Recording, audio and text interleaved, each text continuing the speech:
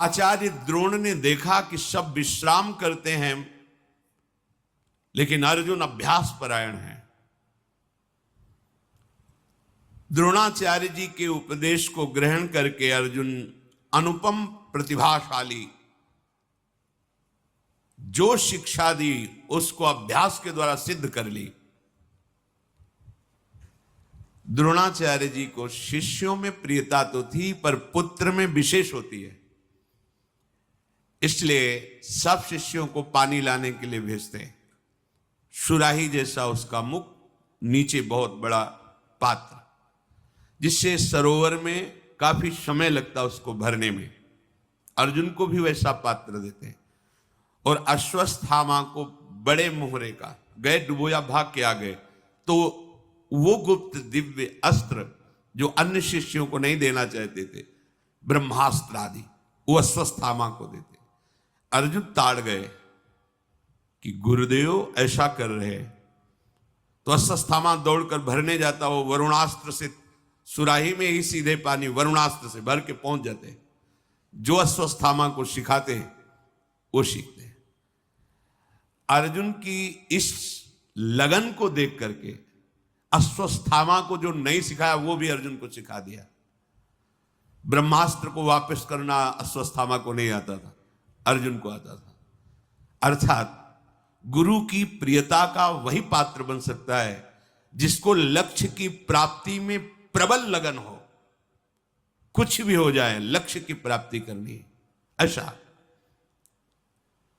अर्जुन वरुणास्त्र से अपने कमंडल को भरकर आचार्य पुत्र के साथ वो गुप्त रूप से दिव्यास्त्र सीखते।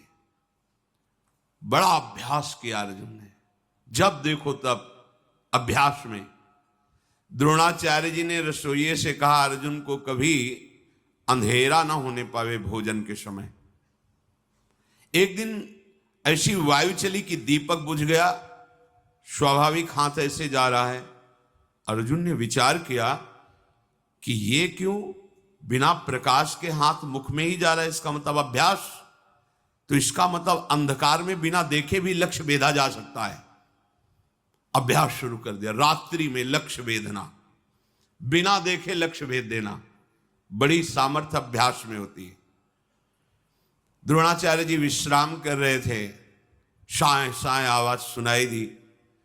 उठ के गए, देखा रात्रि के घोर अंधकार में लक्ष्य भेद पर अर्जुन तत्पर है, जब सब राजकुमार सो रहे हैं। द्रोण ने कहा अर्जुन, मैं बहुत प्रसन्न हुआ तुम्हारे प्रयास से। संसार में फिर दोबारा कहता हूं कि तुम्हारे जैसा कोई धनुर्धर नहीं होगा, ऐसा मैं आशीर्वाद देता हूं। द्रोणाचार्य जी ने अश्व पर चढ़ना, गजराज पर चढ़ना, रथों पर चढ़ना, भूमि पर खड़े होकर अपने शत्रु पक्ष का विनाश करना, ये सब कलाएं सिखाई। ऐसा चल ही रहा था कि काले रंग का राजकुमार जैसा कुमारावस्था का पुरुष पधारा और कहा, मैं निषाद राज हूं, हिरण्यधनु का पुत्र एकलव्य हूं और आपको गुरु के रूप में वरण करता हूं। आप मुझे धनुर्वेद की शिक्षा दीजिए। वो ऐसा कह रहा था कि द्रोणाचार्य जी की दृष्टि कौरवों पर पड़ी तो सब क्रुद्ध होकर देख रहे थे कि ये ढील हमारे साथ कैसे एक साथ धनुर्विद्या ग्रहण करे। नहीं, द्रोणाचार्य जी ने कहा हम तुम्हें धनुर्विद्या नहीं दे सकते, तुम जंगल में रहने वाले किरात हो, हम राजकुमारों के साथ तुम्हें नहीं रख सकते। देखो, गुरु कह दे शिष्य से कि हम तुम्हें शिष्य नहीं मानते, कुछ नहीं बिगड़ा। शिष्य हृदय में स्वीकार कर ले मैं गुरु मानता हूं, सब बन जाएगा। गुरु खूब कहे तुम हमारे शिष्य हो, पर तुम बात ना मानो तो बिल्कुल कल्याण नहीं होगा। एकलव्य जी को द्रोणाचार्य जी ने मना कर दिया, मैं तुम्हें शिक्षा नहीं दे सकता, तुम्हारा शिष्यत्व अस्वीकार करता हूं। एक बार भर दृष्टि देखा, साष्टांग प्रणाम किया और कहा आजीवन के लिए मैं आपको गुरु रूप से वरण करता हूं, आप स्वीकार करें ना करें, चला गया।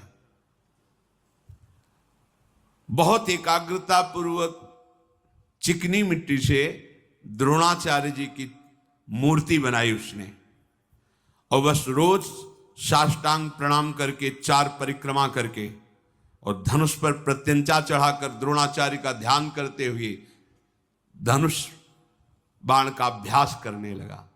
बिना सिखाए समस्त धनुर्विद्या उसके अंदर आ गई। ये देखो, ये है गुरु का वरण करना। गुरुदेव के प्रति पूर्ण भगवत बुद्धि गुरु बिल्कुल स्वीकार नहीं किए, निकाल दिया, लेकिन उनकी ऐसी बुद्धि कि सारे धनुर्वेद द्रोणाचार्य के हृदय के वहां पहुंच गए। ये महिमा होती है।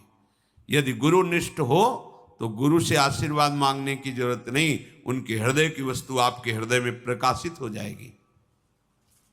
गुरु के मानने से नहीं, शिष्य के मानने से होता है।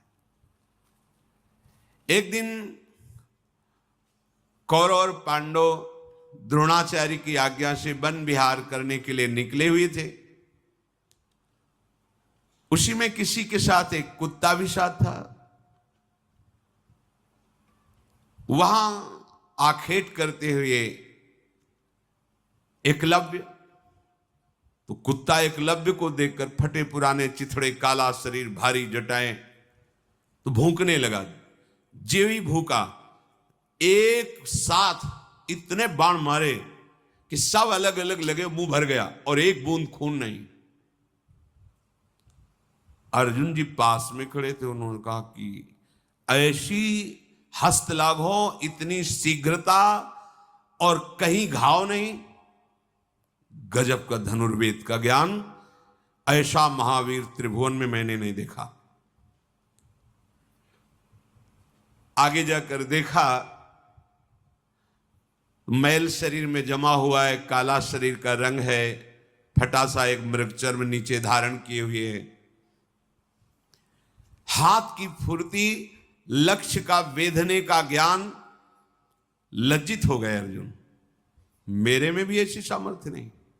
इतना जल्दी वो भूखा और अलग अलग बाण, और कहीं घाव नहीं, कहीं रक्त नहीं, और पूरा भर गया मुंह बाणों से। कुत्ते को कोई हानि नहीं। नजदीक गए और कहा, तुम कौन हो, किसके पुत्र हो, और धन्य है तुम्हारे गुरुदेव को जो ऐसी धनुर्विद्या दी। कौन है तुम्हारा गुरुदेव? उन्होंने कहा, राजकुमारों, मैं हिरण्यधनु का पुत्र एकलव्य हूं। भगवान द्रोणाचार्य का मुझे शिष्य जानो, और मैंने धनुर्वेद में विशेष परिश्रम करके गुरु कृपा से पूर्णता प्राप्त कर ली है। वो तो निराश हो गए कि द्रोणाचार्य जी ने तो मुझे कहा था सर्वश्रेष्ठ धनुर्धर होने का। अर्जुन बार बार एकलव्य की सराहना करते हुए अब मन नहीं लगा, वापस आ गए सब। अर्जुन ने एकांत में द्रोणाचार्य जी को प्रणाम करके कहा कि उस दिन तो आप हमें हृदय से लगा के कह रहे थे कि विश्व में तुम्हारे जैसा कोई धनुर्धर नहीं होगा, पर मैंने ऐसा धनुर्धर देखा जो मैं उसकी बराबरी नहीं कर सकता। कुत्ते की आवाज के साथ उसके मुख को भर देना और उसमें के मुख में घाव ना होना, एक बूंद रक्त ना आना, इतनी शीघ्रता से, इतने हस्त लाघव गुरुदेव, और वो आपका शिष्य है, ऐसा कहता है। आचार्य कुछ देर मौन और ध्यानस्थ रहे, फिर कहा, चलो हमारे साथ चलो। वहां गए, एकलव्य ने देखा कि मेरे भावना में विराजमान गुरुदेव साक्षात आए हैं। धनुष प्रत्यंचा चरणों में रख के साष्टांग दंडोत हुआ, परिक्रमा की और हाथ जोड़कर सर झुकाकर खड़ा हो गया। गुरुदेव आदेश कीजिए। शिष्य वही है, उसी का जीवन धन्य है जो गुरुदेव को प्रसन्न कर सके। गुरुदेव आपकी प्रसन्नता के लिए ये प्राण भी समर्पित हैं, आज्ञा कीजिए। द्रोणाचार्य जी ने कहा, तुम मुझे गुरु मानते हो? जी। तो गुरुदक्षिणा दीजिए। आज्ञा कीजिए। और धनुर्विद्या में सबसे ज्यादा कार्य दाहिने अंगूठे का होता है। ये दाहिना अंगूठा गुरुदक्षिणा में दे दीजिए। 1 सेकंड नहीं लगाया, काट कर अर्पित कर दिया। बिना अंगूठा के धनुर्विद्या। फिर द्रोणाचार्य जी ने कहा, धन्य, तुम्हारे जैसा शिष्य कोई बिरला ही होता है। मैं बहुत प्रसन्न हुआ। तुम यद्यपि उस कोट के धनुर्धर तो नहीं रहोगे अंगूठा काटने के कारण, फिर भी मैं तुम्हें प्रक्रिया बताऊंगा जिससे तुम्हें कोई परास्त नहीं कर पाएगा। पर इसके परिणाम से तुम्हें वो लोग प्राप्त होंगे जो बड़े बड़े याज्ञिक और तपस्वियों को प्राप्त होते हैं। तुमने मुझे प्रसन्न कर लिया। द्रोणाचार्य जी बहुत प्रसन्न होकर मध्यमा और तर्जनी, इन 2 की, पर वो जो अंगूठे से होता है इसीलिए सर्वश्रेष्ठ धनुर्धर अर्जुन रहे। नहीं, एकलव्य उनसे बढ़कर था। एक गुरु के समीप रहकर गुरु के सिखाने से ऐसा धनुर्धर, और एक गुरु की पूर्ण समर्पण वृत्ति में है तो मिट्टी की मूर्ति बनाकर इतना बड़ा धनुर्धर। यह अध्यात्म मार्ग समीप रहना या दूर रहना इसका कोई महत्व नहीं। यदि आप गुरु पर भाव रखकर उनकी आज्ञा पर चलते हो तो लाखों कोस दूर होने पर भी आप गुरु के समीप ही रह रहे हैं। और समीप रह रहे हैं, उनकी आज्ञा का उल्लंघन करें तो समीप रहते हुए भी आप लाखों कोस दूर हैं। गुरु के हृदय की वस्तु को आप झांक नहीं सकते, पा नहीं सकते। अब उतनी शीघ्रता से बाण संधान करना तो नहीं हो पाया एकलव्य का तर्जनी और मध्यमा से, जैसा अंगूठे से होता था। पर द्रोणाचार्य जी भरे राजकुमारों की सभा के बीच में कभी कभी एकलव्य की गाथा गाते। ये मिला एकलव्य को कि गुरु शिष्य का यशगान करता है। धन्य है ऐसा शिष्य, धन्य है ऐसा वीर। एक बार भी नहीं कहा कि गुरुदेव अंगूठा चला जाएगा तो फिर धनुष कैसे। अच्छा, वो जंगल में रह करके जीवन व्यतीत करते, उनको अनिवार्य है धनुर्विद्या का ज्ञान होना। द्रोणाचार्य जी ने गदा युद्ध में दुर्योधन और भीमसेन ये दोनों आगे निकले। सबको गदा युद्ध सिखाया पर ये 2 आगे निकले, दुर्योधन और भीमसेन। अश्वत्थामा धनुर्वेद के रहस्यों की जानकारी में बहुत बढ़ चढ़कर हुए। नकुल सहदेव तलवार की कला में सबसे आगे निकले और भाला चलाने में महाराज युधिष्ठिर बिना देखे भी आवाज पर भाले से प्रहार कर सकते थे महाराज युधिष्ठिर। बुद्धि की, मन की एकाग्रता, उत्साह, अस्त्र विद्याओं की प्रवीणता, अस्त्रों का अभ्यास, गुरु के प्रति समर्पण, ये सब अर्जुन का सबसे ऊंचा था।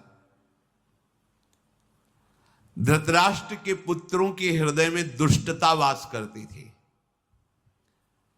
वो पांडवों को प्रवीण देख करके बहुत हृदय में जलते थे। खास करके भीमसेन को देखकर दुर्योधन का हृदय जलता ही रहता था। नरश्रेष्ठ द्रोण ने एक दिन सबसे कहा कि हमने जितनी हमको गुरु कृपा से विद्याएं प्राप्त थी सब सिखा दिया। आप सब लोग एकत्रित होइए और परीक्षा दीजिए। एक बहुत छोटे से गीध की रचना करवाई काष्ठ की, और एक विशाल वृक्ष की ऊंचाई पर उसे टांग दिया और सब राजकुमारों से कहा आसन में हो जाओ, वीरासन में, और इस गीध की गर्दन काट के गिरानी है। फिर ध्यान दीजिए, गीध की गर्दन काटनी है। धनुष लेकर सब वीरासन पर बैठ गए। सबसे पहले युधिष्ठिर जी, युधिष्ठिर तुम्हें क्या दिखाई दे रहा है? उनका महाराज आपके चरण, वृक्ष, गीत। बोले धनुष रख दो, चलो बाहर हो। सांप से ऐसे पूछा, प्रायः सब ऐसे। वृक्ष दिखाई दे रहा है, कोई कुछ कर्ण से पूछा, उनका गीध दिखाई दे रहा है, उसके पंजे दिखाई दे रहे हैं, पंख दिखाई दे रहा है, उसकी गर्दन दिखाई दे रही।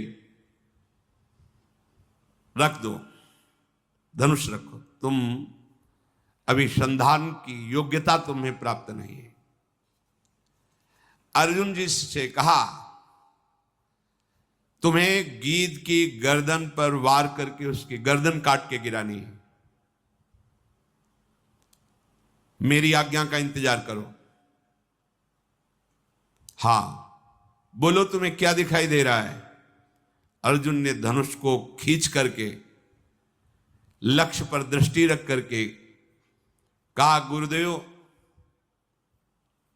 केवल गीध की गर्दन दिखाई दे रही, नहीं किस रंग का है, उसके पंखे कैसे हैं, किस डाल पर है?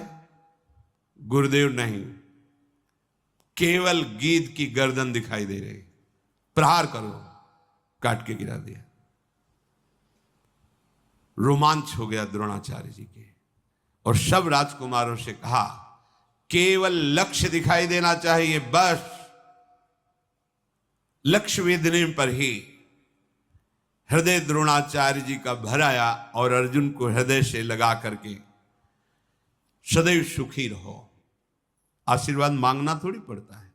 जब उपासक सच्चाई से भजन करता है तो गुरु कृपा कवच की तरह उसकी रक्षा करती है और आगे बढ़ाती है।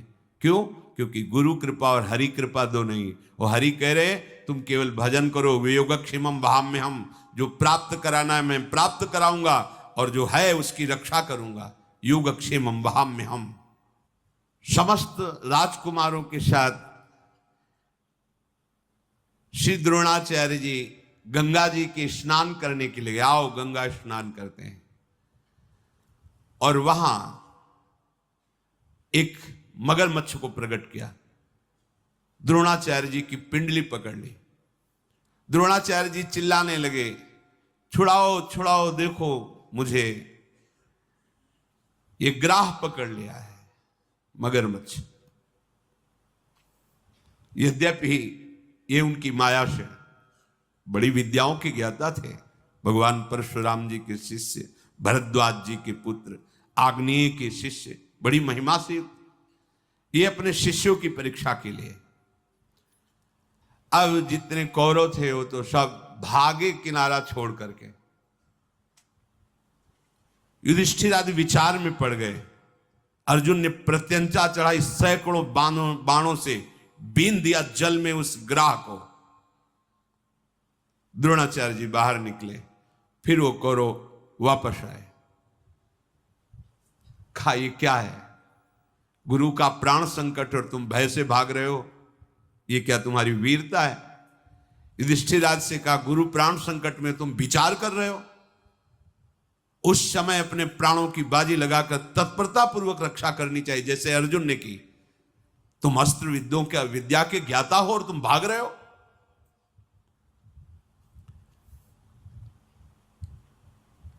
बहुत प्रसन्न हुए द्रोणाचार्य जी, और सबके बीच में वहीं गंगा किनारे अर्जुन से कहा, स्नान करो। और एक अमोघ अस्त्र दिया जिसे ब्रह्मशिर नाम का अस्त्र कहते हैं। उसकी विधि, उस अस्त्र का संचालन करना, उसको वापस करना।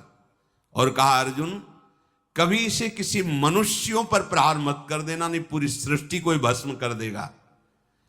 जब कोई दैवी शक्ति संपन्न या आसुरी शक्ति संपन्न कोई बहुत बड़ा बलवान त्रिभुवन विजेता हो, तब इस अस्त्र का संधान करना, अर्थात पूरी सृष्टि का विनाश करने में सामर्थ्य, और इस अस्त्र को कोई मिटा दे ऐसा कोई अस्त्र नहीं है।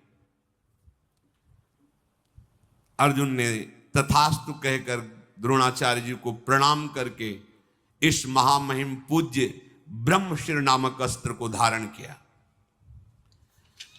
जब द्रोणाचार्य जी ने देखा कि ये राजकुमार अस्त्र विद्या में प्रवीण हो चुके हैं, तब कृपाचार्य, सोमदत्त, वाल्मीकि, गंगानंदन, भीष्म, भगवान व्यासदेव जी, विदुर जी, धृतराष्ट्र जी, इन सबको बुलाया और कहा, ये राजकुमार संपूर्ण अस्त्र शस्त्र विद्या से प्रवीण हो चुके हैं।